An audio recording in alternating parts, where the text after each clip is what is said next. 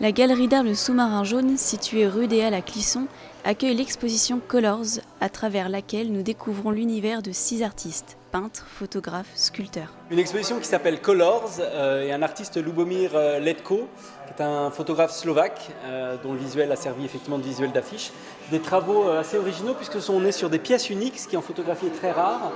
Et une technique qu'il a développée en 3 ans en mélangeant des produits non miscibles avec des pigments naturels ou synthétiques, extrêmement colorés dans des aquariums, et ça donne des œuvres complètement évanescentes, assez subjugantes.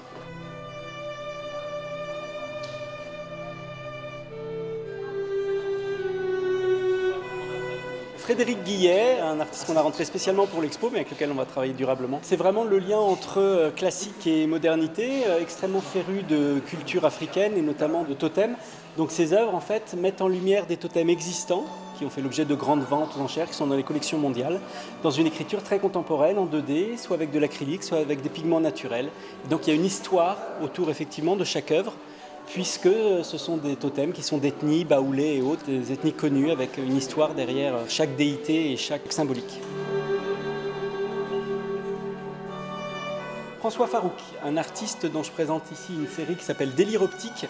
Donc c'est un travail d'acrylique sur bois extrêmement surprenant puisqu'il pixelise en fait et déstructure des visuels, notamment là ici Mona Lisa extrêmement connue, et d'autres en travaillant au pinceau fin sur des camailleux en longues bandes de couleurs. Et une autre série que vous découvrirez à côté, qui est une série Écho sur les vibrations de l'âme avec de grands portraits presque en résonance en acrylique sur toile. Marc Felten, un artiste au travail extrêmement surprenant. C'est un travail qui au départ est un travail de photographe qu'il va déstructurer avec Photoshop, étirer dans ses contours. Après il fait un tirage d'art et ce tirage d'art va être rehaussé de peinture fluo. Donc chaque pièce est une pièce unique mais avec des univers extrêmement colorés et très décalés.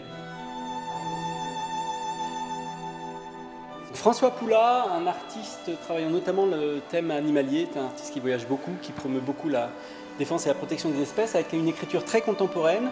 On est sur de l'acrylique sur un papier japonais, marouflé, donc contrecollé sur toile, et surtout recouvert de résine, ce qui donne une lumière tout à fait particulière. Et d'autres œuvres de son travail sont également visibles, avec un travail sur aluminium recouvert de résine.